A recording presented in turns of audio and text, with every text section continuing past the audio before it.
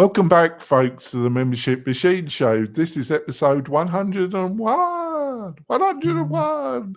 Amazing. And in this show, we're going to be talking about something that I'm very enthusiastic about.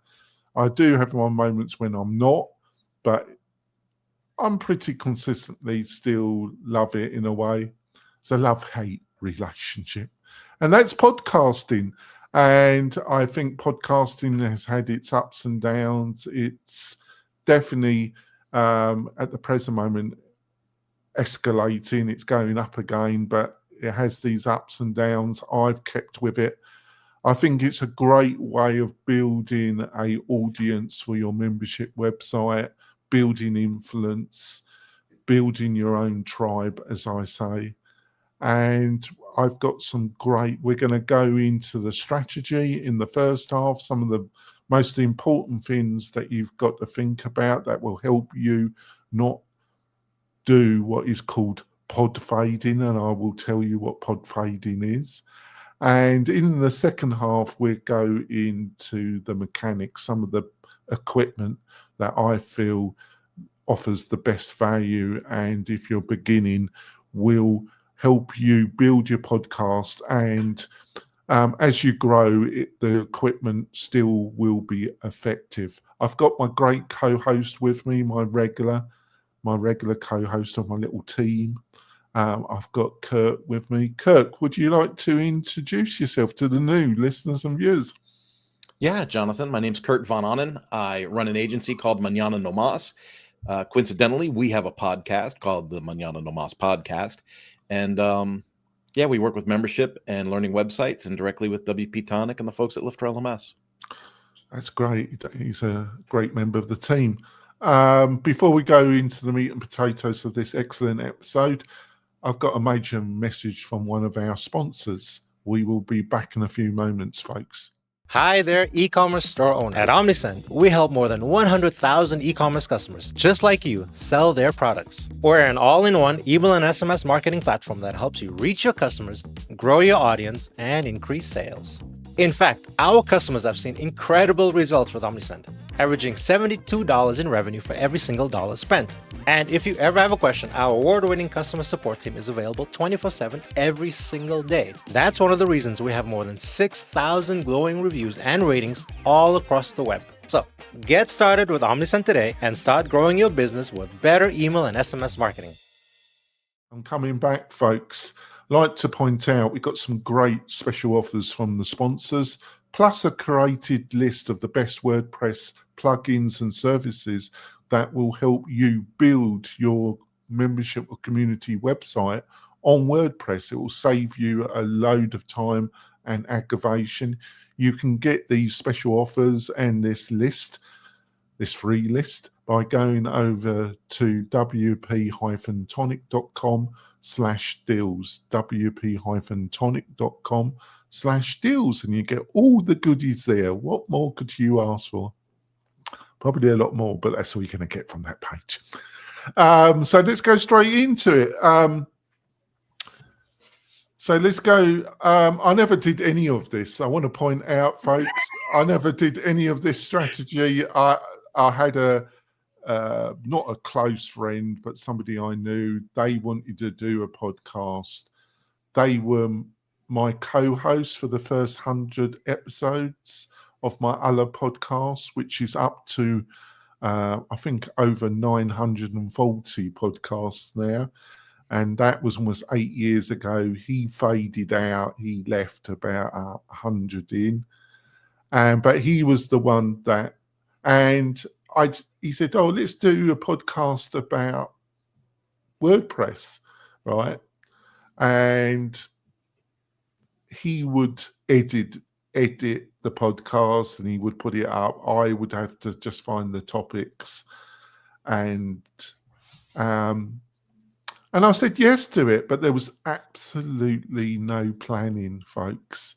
I didn't even have a target audience. It was only about the start of this podcast and the start of my, I did a pivot and I went into learning management and membership before that it was just a general WordPress developer kind of agency. So there was no planning, folks, and that's a problem. What do you reckon, Kirk? That's a problem, isn't it? It is the problem, and I'm really glad that we decided to tackle this topic today because, like yourself, when I started podcasting, I was trapped in Southern California, and if I took the car to work, I knew I was going to be in the car for an hour and a half sitting on the highway.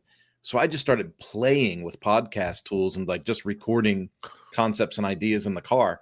I really didn't think that people were going to listen. It was more like an exercise for myself. And over time, that, morphed itself into the Mañana No Mas podcast. So mine was kind of accidental as well. And not having a focus audience, we've discussed this endlessly during this podcast over the 100 episodes.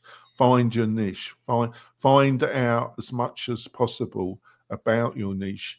Being the expert, having all this knowledge is great, and you'll be able to help people, but you've got to find a niche in this industry that you're or this subject, and then you've got to really understand as much as possible about that audience. Would you agree with that? More than agree with it.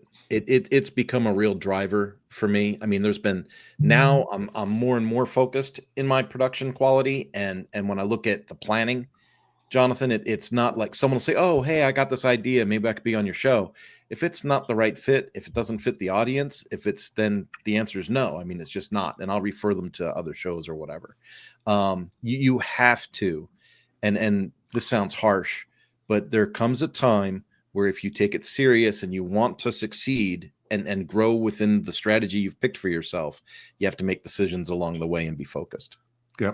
So I'll put things back to front. I've already started about finding a target audience, but I jumped one topic, which is pod fading. I mentioned it in the introduction. This is a term almost 80% of people that start a podcast, they stop doing the podcast in less or up to 10 episodes, and then they stop. And that covers about 80%. I think there's an enormous amount of podcasts out there. I think there's over 1 million, but almost 80% of them only did less or only 10 episodes and they stopped. So an enormous amount of those 1 million plus podcasts are not active, and they did less or up to 10 podcasts. Are you surprised by that, Kurt? I was surprised it was only 10. I remember, when you were on my show, we made a quip about that. And, and you said, "Oh yeah, well, congratulations, you're at 100 episodes," when a lot of people never get over 10. And I thought 10 was low. But then I remembered, let's talk about regular business. How many people start a business and follow through and do it? It's hard work. And I think people get in, and the first couple episodes are easy because you think you've got all these great ideas. And then after you talk about things for a few hours, you realize, oh crud, I've got to do some planning. I've got to do some research. I've got to, put work in order to get a sample out. And I think that's where we see a lot of people drop off. Yeah. It is quite surprising when you, I looked at these figures about a year ago. I didn't, when I was planning to do this particular episode, I didn't really look at them. I haven't at the time. But I don't imagine they've changed much. I would imagine it got worse, actually. So, who's this podcast for? Finding the target audience. What are going to be the key topics? You can't. No, I feel sometimes we repeat ourselves on these podcasts, but I don't think it's true. I think we've managed to have a diverse amount of topics, but there are some key themes that we keep touching on, and I don't think there's a problem with that, because the key themes that we keep are really important. And a lot, by joining Zoom masterminds, the Lifter LMS mastermind, joining other groups, I see the same mistakes and the same topics coming up all the time. Would you Yeah. agree with that, Kurt? Yeah, and it's going to be a cycle that never stops, honestly, because as more people enter into a marketplace or enter into a circle, those same fresh, needs always resurface. And just like sports, just like athletics, we have to master the basics. We have to get back to basic principles and founding points before we can go off and do fancy, wonderful things. Yeah, especially with WordPress, folks, because with a SaaS, software as a service like Kajabi, like Podio, like the dozen other ones that are in this sector, you have no choice. You just have to adapt your business model and your membership, your community to what they offer. With WordPress, it's one of its great strengths, but it's also one of its great curses, is you've got this enormous amount of choice and flexibility, and people just get sucked into it and they become a slave to it. The technology doesn't become a slave to you.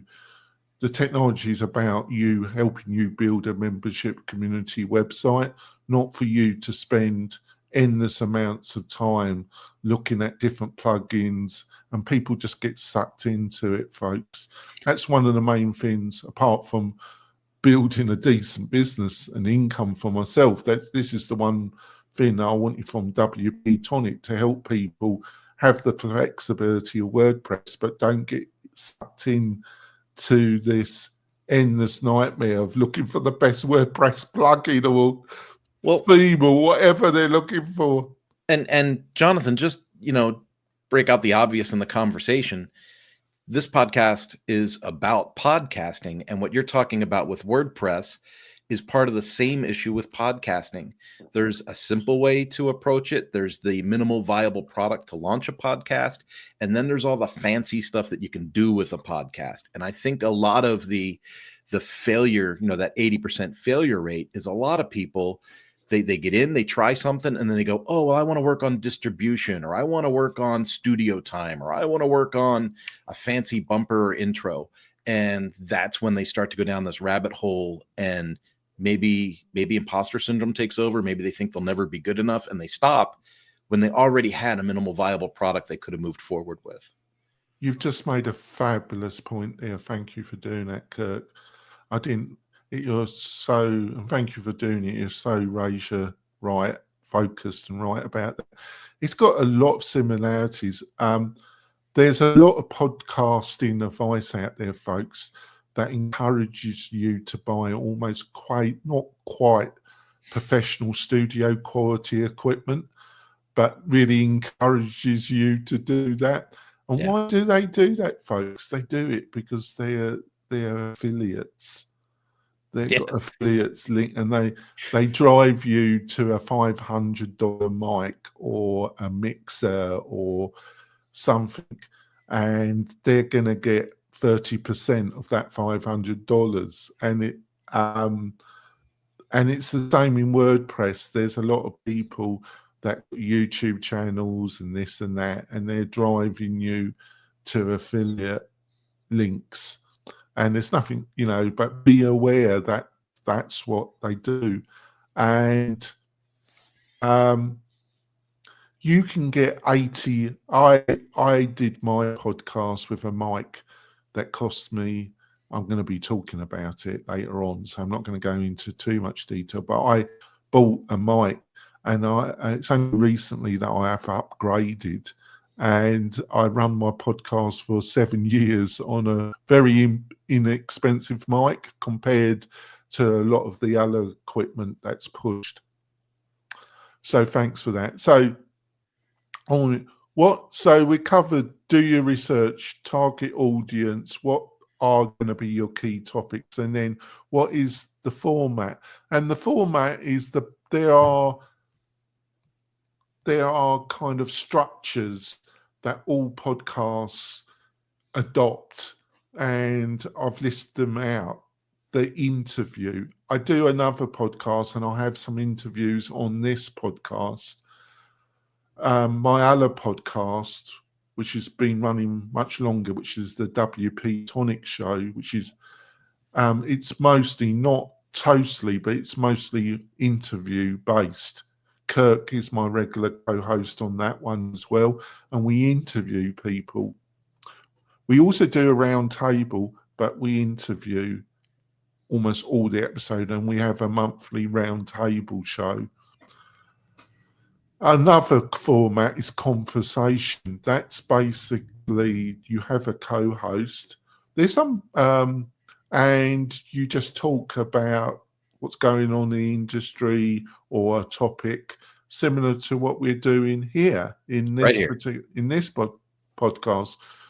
It's normally one or two other co-hosts. They're regulars, and they have a conversation. Educational. That kind of where you're all podcasts in some ways are educational, but it's a much more focused about technique, about doing something. It's normally that's normally better done on YouTube, because normally you want to show stuff. That's hard to do in the format of just audio, but you can do it to some extent. And then you got the solo, that's just you talking. I've known some people that are really good. I can't do it. I just can't. I think you really got to script it out quite extensively if you're going to do that without One of your favorites is a great solo podcaster, Rob Walling. Rob Walling does a lot of solo episodes. He really does. Phenomenal. His content is so valuable that he can fill that time himself. Yeah, I think he has people that he works. He has a whole team, and they script it all out for him, and they discuss it. There's a lot of it, but he's got about 3 or 4 full-time people. There's just me here, folks. I do all the donkey work. And Kirk helps out a little bit, but it's all down to me, isn't it, Kirk? Really is. All right. I don't think I do a bad job, being it's me doing it. No. All right. Industry news, where you talk about in our other podcast where we do a monthly round table show, we talk about the industry news and tech news. So what my monthly round table show kind of covers that. So these are formats, and you really got to choose. There are some others, but I think the 5 that I've outlined are the main ones. Would you agree, Kirk? I would. And I think one thing that is worth at least mentioning or bringing up in this conversation, Jonathan, is some people are listening to this and thinking maybe podcasting, but they're not sure how to define what success looks like. Success doesn't have to be driven by dollars and cents. It could be, what's your strategy? For instance, mine is I'm all about branding and establishing myself as an expert in my fields, right? And exposing the circle of smart people that I know or associate with. So it wasn't really about generating revenue, but depending on your strategy and your definition of success, the things we'll talk about ongoing in this episode, you'll see that maybe you think are more important than others. Like if your main goal is to sell advertising or sponsor space or generate revenue, you might have something else you deem as more of a priority than something else we talk about. Thanks. Audience growth. How do you build your audience? Obviously, picking a niche and optimizing the title of the podcast, the thumbnail, pushing it to all the major podcasting networks like iTunes, Spotify, Google have changed a lot. They're really promoting podcasting through YouTube. It doesn't work that well, but they've changed their mobile platform. I think they closed it down. So, but iTunes is still big, Spotify is still big, and there's some others as well. And pushing it to all these major podcasting platforms is important. Having good thumbnail artwork to promote your podcast. Yeah. And then social media is important. this year, I think I've upped my game on that a bit. I've been pushing my other podcast and using mostly Twitter to promote the podcast, the other podcast, and this one. Probably not doing a great job on Facebook. Kind of been pushing the Membership Machine Facebook group more, and that hasn't grown as much as I hoped, but I think I've been better in pushing it in the last few months, and hopefully that will, if I get better at it, that will start to see some more growth. And pushing it on LinkedIn, I'm doing a reasonable job. I probably could do a better job. I'm struggling with time and energy and motivation. Yeah. I have mixed feelings about social media. Other people, I've just don't want to get into arguments with people, but I've noticed other people manage to build their social media without getting into arguments. I think you can do it without avoiding it. So I'm going to spend December thinking about it and building a strategy for the new year around that. Email list. I've got a small email list. I send a newsletter. I found no effective way of building it. I wish I can find an effective way to build it. It's really important that you don't need a mega list of thousands and thousands, but you do want to see mythologies. Probably need to build out more lead magnets, build out more stuff in 205 that encourages people to sign up, and which I can promote through the podcasts as well. That's probably something I need to think about. The email list, if we could just hit pause for a second on emails, I think this is one of the most misunderstood sections of our conversation today. Because think of how many projects we get involved in, Jonathan, you and I, where people have zero list, nothing, and we're building a CRM and a form tool and all the stuff in the back of their WordPress website for them. And a lot of them have nothing. They're coming to the game with nothing. And you're going to see things from influencers out there that are going to say, oh, use this link and drive traffic to it and it's like, how does that happen? And I think what Jonathan said is really key there. You have to create, focused niche down messaging that drives to some type of lead magnet that says, what's in it for you, right? So if someone's going to sign up and give you an email address, what's in it for them? Are they getting a white paper? Are they getting access to an exclusive episode of content? I mean, you really got to work it out, and it's not easy. I've got one reasonable lead magnet on the WP-Tonic. I need to produce some others, but it takes some effort to work out. But I need to add a couple more. Email is really important, folks. If you need to have some decent lead magnets, but on the other thing, you've got to get traffic to your website to convert. For them to convert and get these lead magnets. That's a whole other topic. And I've had a constant battle with Google in 2024. I've done 2 steps forward and then 1 step back, then 2 steps forward and 1 step back with Google in 2024. At the present moment, I'm in a real battle with Google at the present moment. Another area, going on other people's podcasts and promoting your own podcast. I was planning to do that. I've totally failed on that, folks. I either need to cut back my own podcasting, so it gives me the bandwidth to go on other people's shows, or I've just found it really hard to motivate myself to do the donkey work of outreach to these people. It's extremely time consuming, finding the right people, finding the email, following through. I'm making excuses, folks. I need to motivate myself and just do it. That's another thing I've got to think of during Christmas and the New Year, because it's really important. And share your podcast episodes. I've done a better job there as well. I think I've done a better job sharing the podcasts and that. And there's a part 2 to that. Anyone that you interview on your podcast, anyone involved in the making of your podcast, also needs to agree to share and promote the podcast.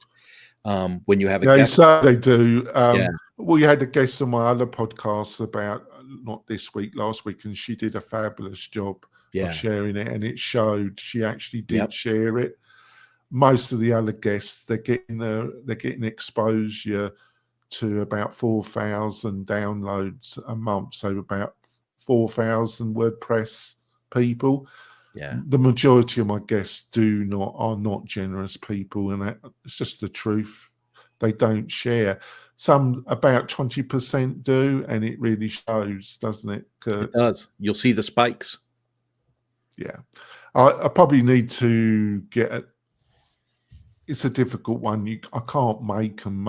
Maybe I just need to bring it up a few more times in their face to kind of motivate them a little bit more. Yeah.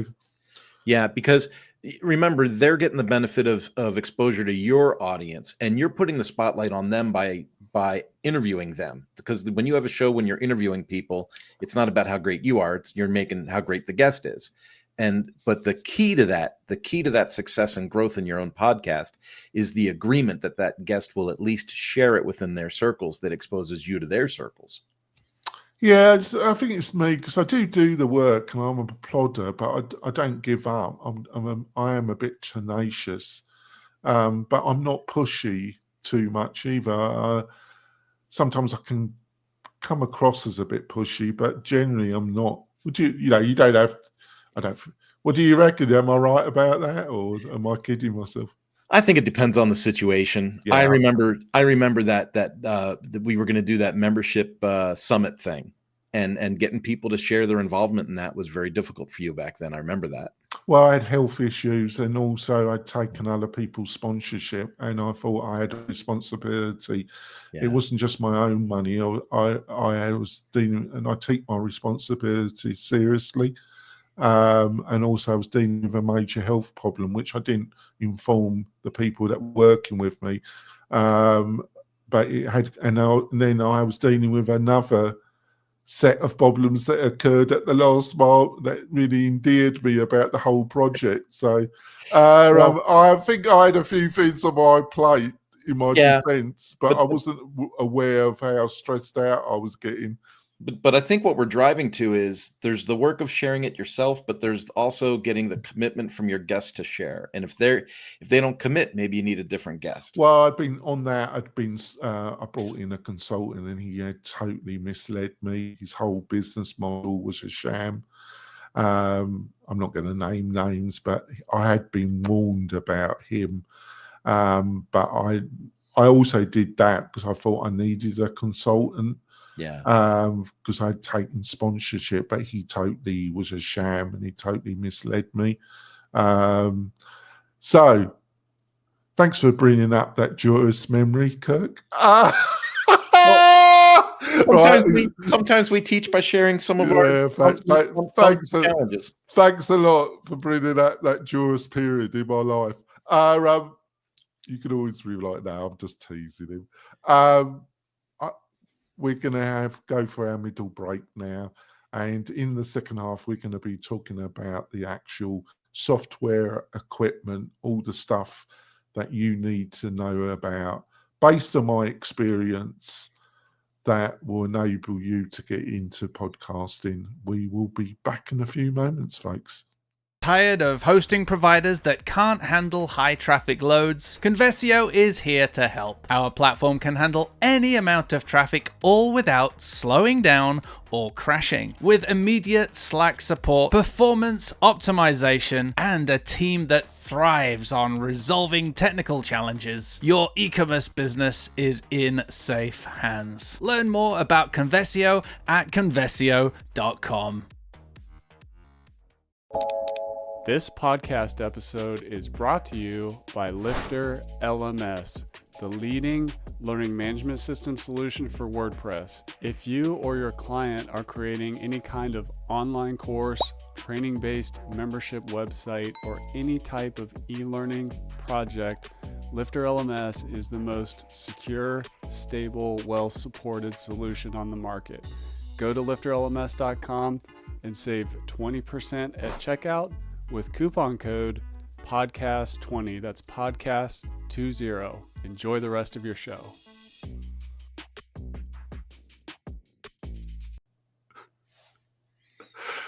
Three, two, one. We're coming back. We've had a feast about how to start a podcast.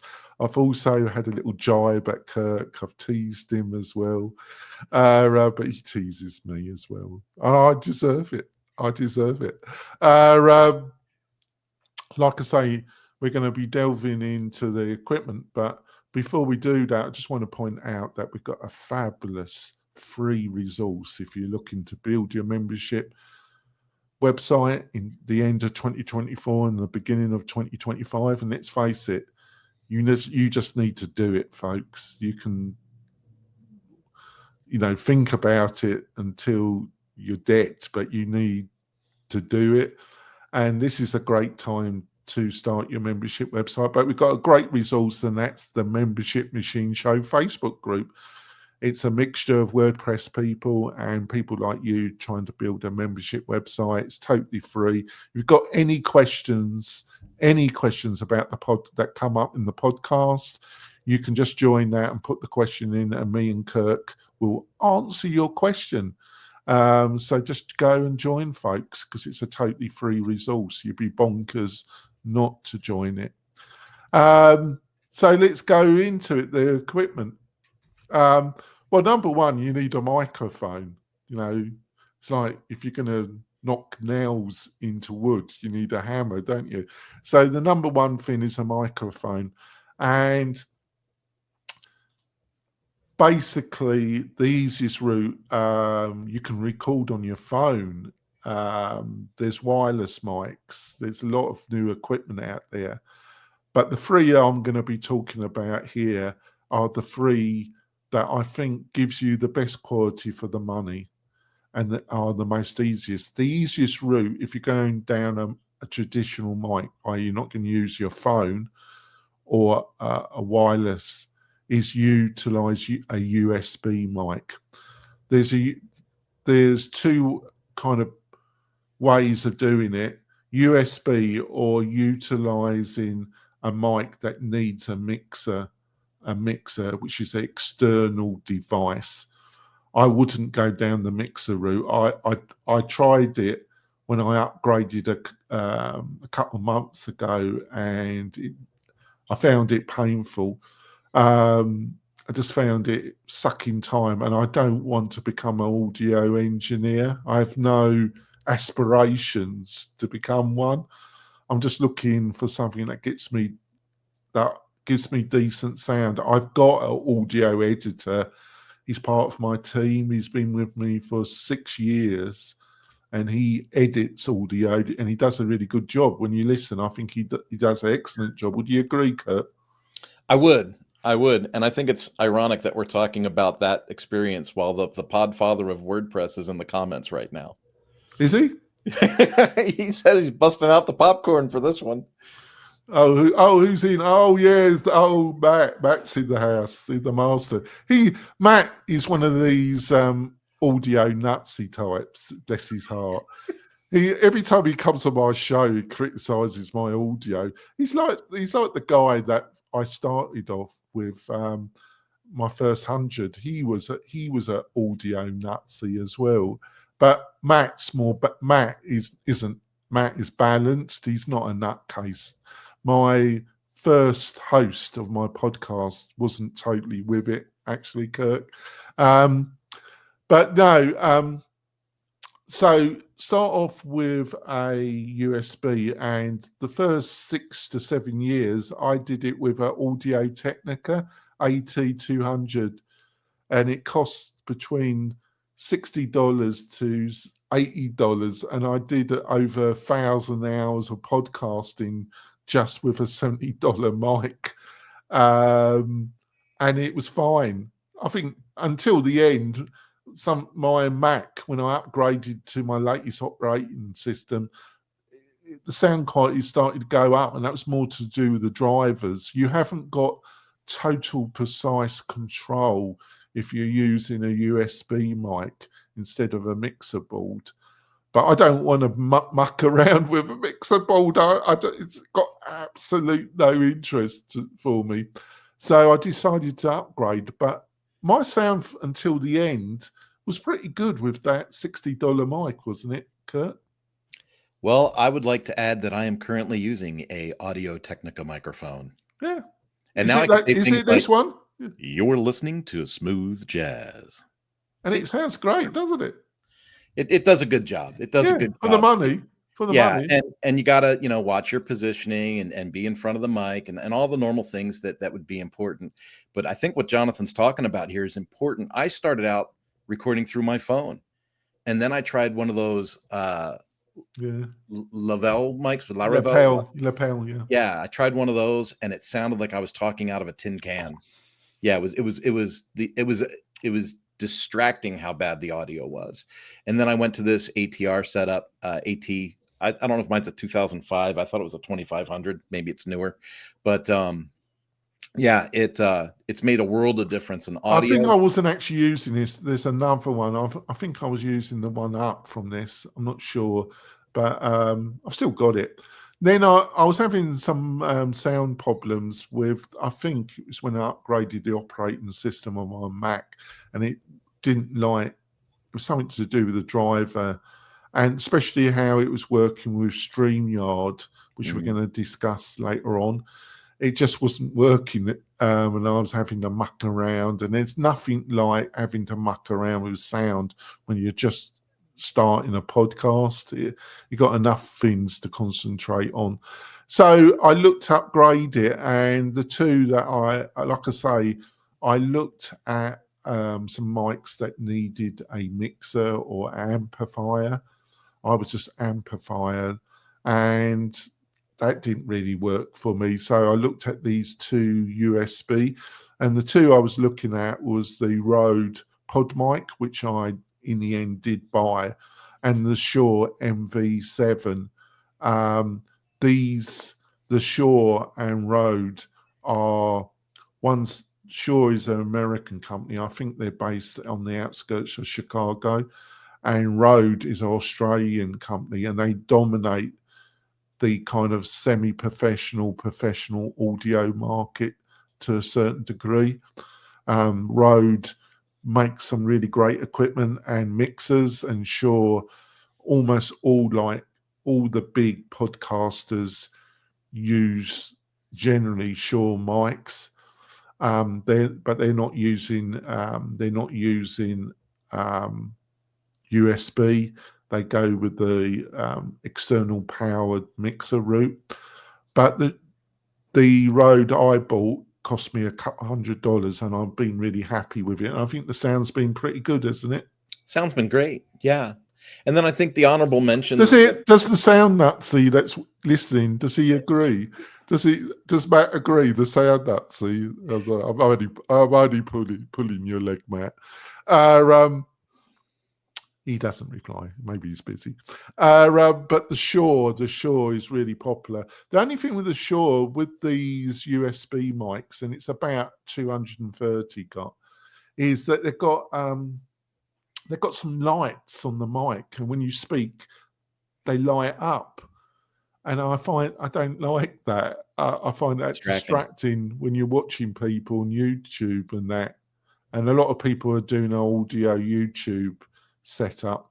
and I find that distracting. So I decided to go with the Rode, and I've been really happy. And like I say, you find it on Amazon around just below $200, folks. Yeah. But like I say, you can start off with I would go the Audio-Technic if I was starting out, and you can get a really good mic off Amazon.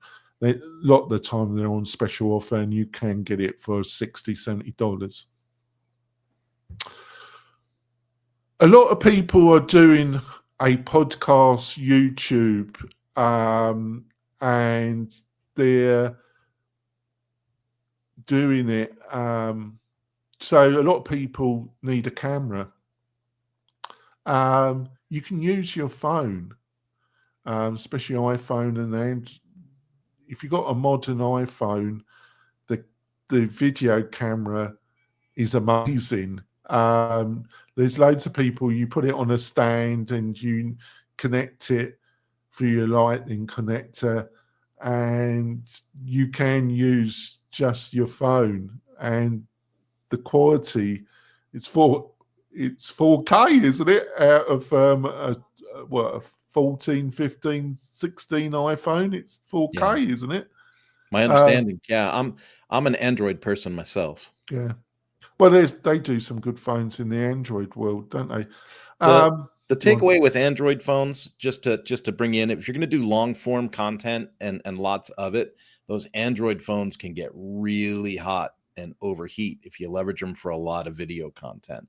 So something to pay attention to. Although they do work, you can also use an Android phone, like a non-connected, free, unlocked phone, as an auxiliary camera. You can do a multi-camera shoot and use your computer as a camera switcher, which is kind of nice. You can change the angles. Well, I've got some technology and I bought it, and I haven't used it for over 18 months. I can't.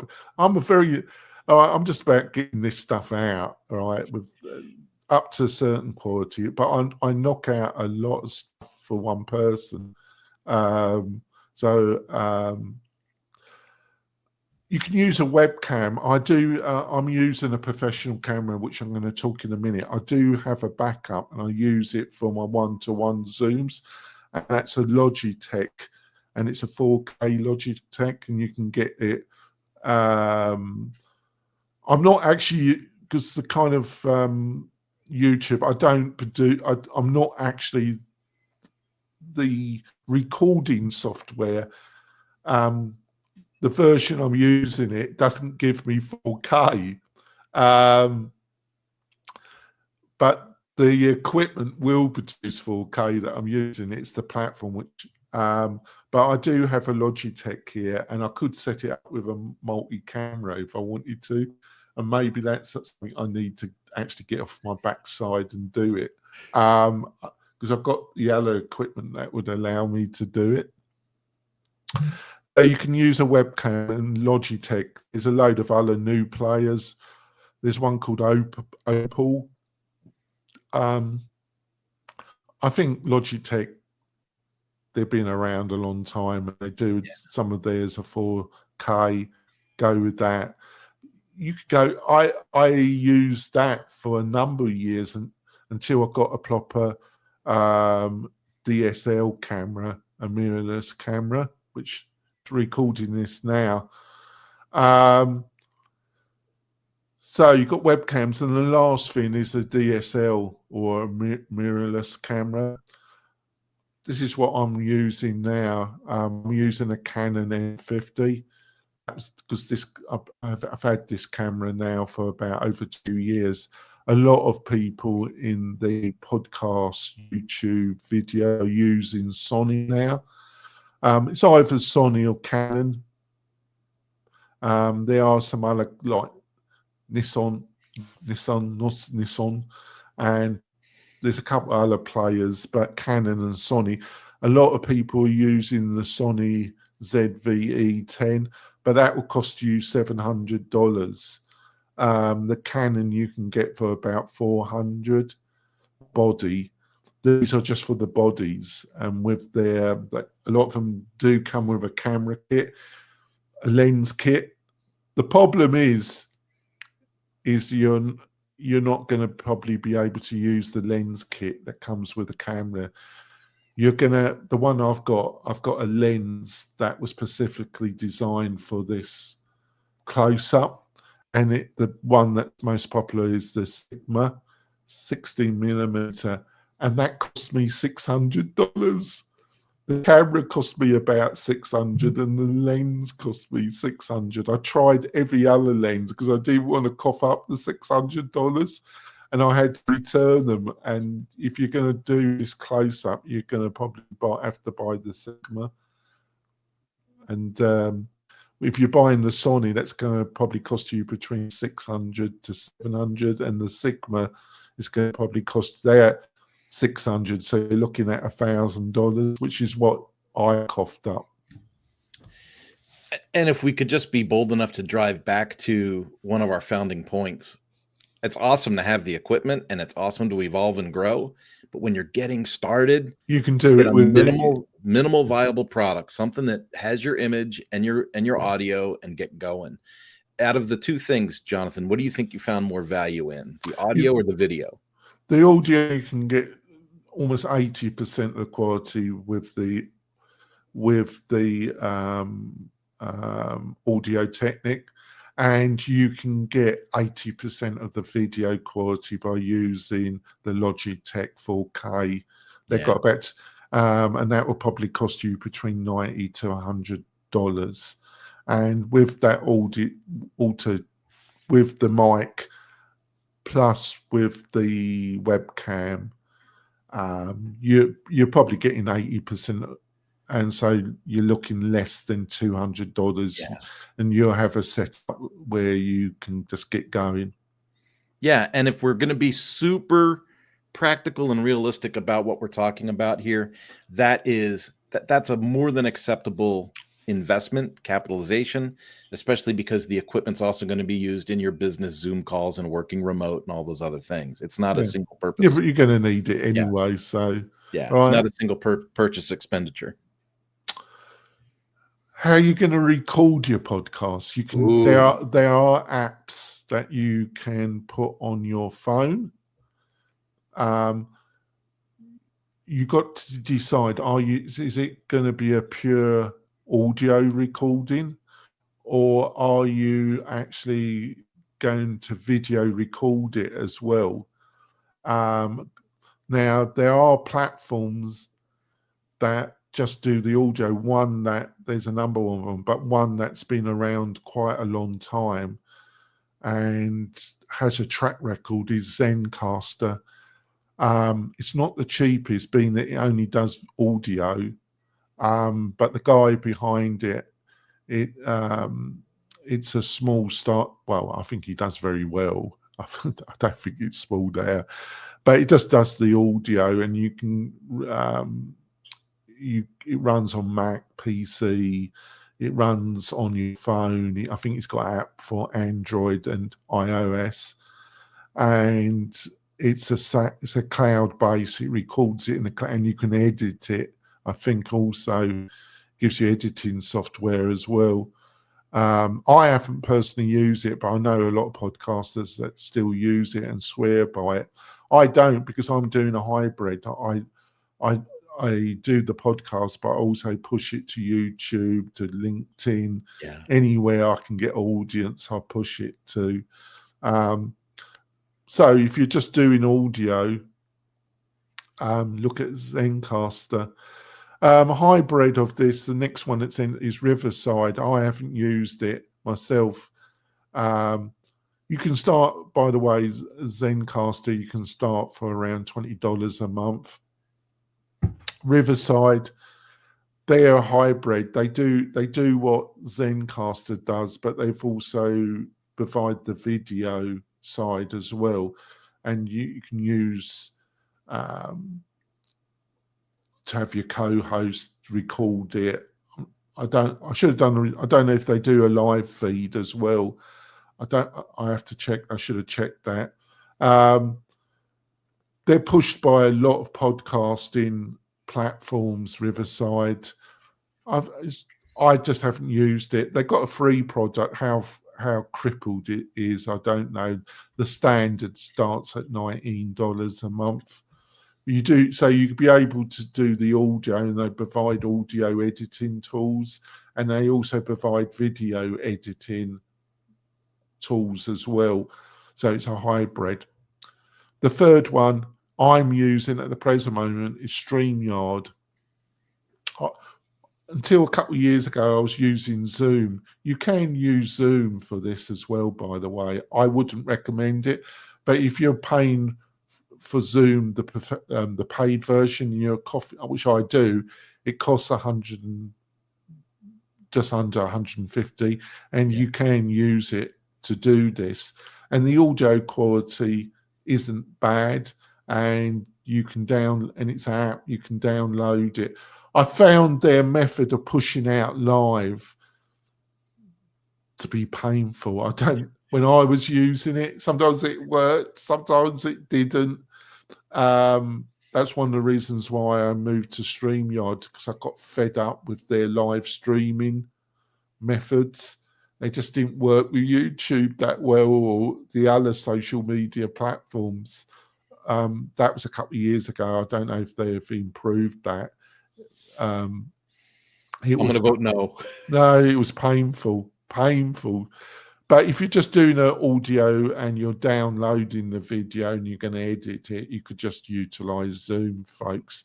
I know Matt, the sound Nazi, that if he's still listening, will not agree with me, because some people just don't like the sound quality that comes out of Zoom, because they do compress it quite a bit. I'm using StreamYard, and I've been happy with it. But the problem is they got bought out about a month, 2 months, and they've doubled the prices. I'm on an annual plan, one of their lower annual plans, and I'll put in my calendar when it runs out, and I probably will be jumping ship, because they doubled it, like from slightly under $30 a month, and I was paying yearly, and they've doubled it to slightly under $60 a month, and it's not worth $60 a month, and they're losing people left, right, and center. And if you go to StreamYard's website, they've removed all the pricing. It's only buried somewhere, and that's all you need to know. That you can't find the pricing on the homepage. You literally got to dive into the thing, and they've just doubled everything, Kurt. Yeah, but it works. It works. That's the hardest thing. Is like I'm on the plan where I can have more than 3 channels, right? So I can broadcast to 5 channels at a time if I want. What I really like about StreamYard is you can set up bumpers and trailers. You can have videos and introductions play before your interview. I mean, you can almost, if you ran a live show and weren't dependent upon post edit, you could produce the whole show in StreamYard if you were prepared and had a strategy. Yeah, I could. They have got a major competitor, and that's is it EveMax? EveMax? I just say EvMux, but I don't know if I'm right or wrong. I wish they could just choose a bloody word for the company that's pronounceable. A lot of people jumping shit. They've got a basic plan for 25, and they've got the Pro for 49. There's a number of experts out there. You're going to have to do a comparison. One that I might look at, because I'm a Mac person, is Ecamm, because I know a lot of people that got fed up with StreamYard and their doubling of their pricing are looking at Ecamm, but it's a Mac only, and it's an app, but it does a lot of stuff. And that's standard at 20 a month or Pro 40. So the two, EveMac, however you pronounce it, or Ecamm, are probably the two that I'm going to be looking at. I know Matt has been looking, because he's got a big plan with StreamYard, and they hammered him, because like I say, they've doubled all their plans.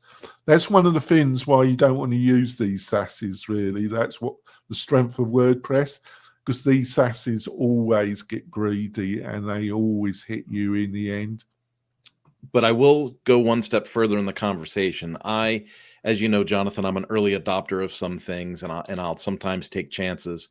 I have signed up for 3 or 4 different supposed, webinar interview magic tools that were going to take the headaches out and all, and not a single one of them produced.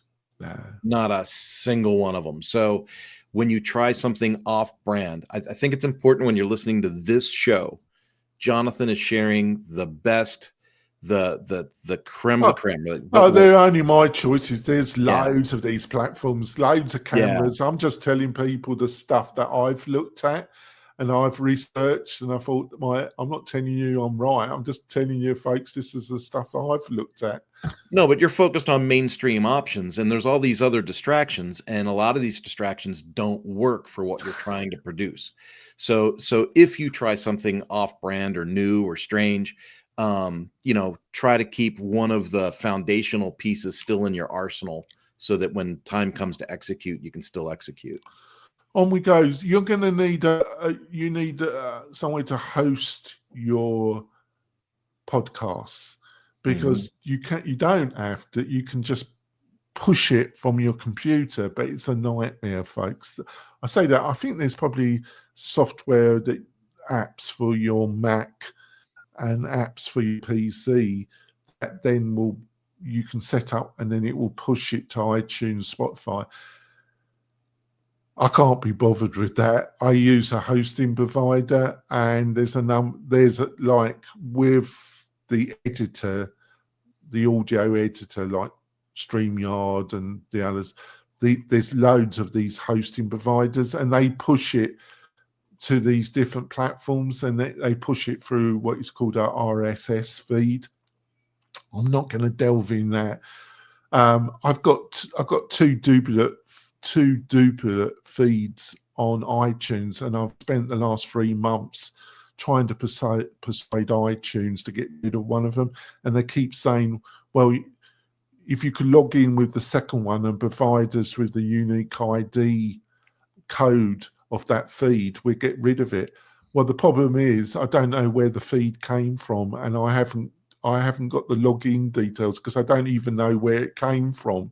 So I've given up on them because they don't seem to understand English or they don't want to. So that can happen, but it's happened to me because I jumped one of the ones I'm talking about to the one I'm using at the present moment. And I use Castos, and I've been happy with it. I know there's a load of new players, but I've just been happy with it. I've stuck with it. He hasn't doubled his prices either, the guy that owns this company. And it works for me. There's other people that are using, like Riverside. I think a lot of people I say that, I'm not sure, but because Castos actually pushes Riverside as the editor. I think so. They don't do the hosting, but they're in partnership with Riverside, actually, Castos. Well, they've got a business arrangement. But they've got 2 plans. They've got a $19 Essential, Growth 49 Pro. I think I'm on the Growth. I'm not sure. And I've been happy with them. The one I jumped ship from was Lipson. Lipson's been around for donkey's years. They price gouged you. They were like the 1 or 2 only players in town, and they had a terrible interface, which they never bothered to update for donkey's years. And they gouged, in my opinion, they gouged people a bit. And then players like Castos and other people came on the market, and they've revamped their interface now. It's a much more modern interface. And they offer a load. They've got a very elaborate pricing structures. I think they've simplified that now, and they've definitely lowered their pricing. But moving from Lipson to Castos, that's why I think I've ended up with this ghost feed on iTunes. It's down to that. But I can't be bothered spending any more time on it. I'll probably, in 6 months' time, I'll probably have another go at it, try and sort it out. And then the last one is Blueberry, and they've been around donkey's years as well. And they're all around the same prices, these people. There's a load of other people that have entered this as well. I could probably do a whole show on that, but I think it would be a bit boring. And I'm just talking about the three main ones that I have some knowledge on. But you need to do your own research, folks, because there's a load of these players. There's some. Be wary, though, of those that are offering free.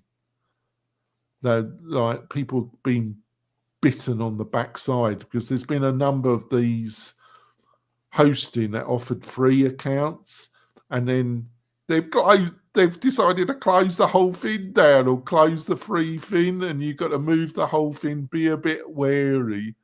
Don't go down try the free account just to see if you like it, but then pay for it, because you don't want to mess around with your RSS feed. Oh, blimey. That was a mouthful. What do you reckon? I think we come to the end of the show. What's the last thing you want to point out to the audience before we end this? Because I think I've been talking a lot, but I think I've done a reasonable job, haven't I? Yeah. But I think the overall message for this episode is, if you have any interest at all in podcasting, pursue it. Definitely pursue it. Have a plan, have a strategy, define for yourself ahead of time what your format will be and what your version of success looks like. And from there, figure out how much of an investment do you want to make? How much time is it worth? What effort will you put in? And what's your schedule going to be? We didn't talk about schedules. Jonathan is very, very organized, every Thursday, every Friday. Other podcasters, like my Mañana No Más show, is whenever something of interest pops up. And so you have to know what's your version of success. My version of success looks different than Jonathan's version of success. The goals are different. So think it through and then execute. You got to execute. Jonathan, I'm just going to say it. And maybe I'm speaking for others, or maybe I'm speaking out of turn. But we talk to a lot of people that have an idea. We talk to a ton of people that have an idea. Ideas are cheap. It's execution that matters. And we talk to very few people that are going to buckle down, do the work, and get it done. And it's if you think it's easy, you've already made the first mistake. You got to put in the work. You got to have a strategy, and you got to come prepared, and then enjoy the fruits of the labor. The other thing I want to point out is that you're not going to get a massive audience. The only way you're going to get traction is to look at a niche. It's very, like everything we've said, because it's a niche, you're not going to get a massive audience. If you think you're going to get like a Rogan or some of these other massive podcasts, it ain't going to happen. Well, it's very unlikely it's going to happen. Unless you're famous from another avenue. Yeah, but it's still totally worth it, because you can really build. I was listening to Professor Galloway of the Prodigy podcast. He's very influential, been highly successful. And he says he's on all the legacy media, radio, television, runs a really great podcast network, does about 4 or 5 different podcasts, enormously wealthy individual as well, highly successful. And he said when people approach him, he knows which medium they've approached, how they're found out about him. Like, they approach him in a totally different way if they've seen him on legacy media or they've seen him on YouTube. He said if they're listening to his podcast, they approach him like they're actual friends. Yeah. That they've got this deep relation and they've never met at all. Or when they've on YouTube, it's like they know him, but it's a more casual. So these different mediums build a different type of relationship with the audience. The main problem with podcasting is it's not easy for people to give you feedback. That's one of the reasons why I like to do it live, because it gives a chance for people to join us and give us. And sometimes they join us depending on the guest. Other times, hardly anybody joins us, which I know other people are more successful about getting an audience. It's something else I need to think about why I'm failing. because I know a lot of my audience is very passionate about the other podcasts, and I'm getting good feedback about this podcast as well. So if you want to support the show, please join. Please join the Membership Machine Show Facebook group and leave your comments on that, because we love some feedback from you. And you've got any problems or there's any topics that you want us to cover, just tell us in that group and I will consider it, and we'll probably do a show on it. So, Kirk, what's the best way for people to join you, to find out more about you and what you're up to, Kirk? LinkedIn's the jam. I'm on LinkedIn almost every day, one way or another, and I'm the only Kurt Von Onen on LinkedIn. So if you can make the connection there, it's going to recommend that you follow me, but also hit the connect link, and we'll connect person to person and maybe have a conversation. That's fantastic. And we'll probably do a show. I might be traveling next week, or probably be our last show, because after that we've got Thanksgiving. We won't be doing a show that week, and then in December I'm taking a break. So we might do a show next week because I might be traveling, or I might not. But hopefully we see you. If not, it'll probably be in the new year. Happy New Year! Yeah, yeah.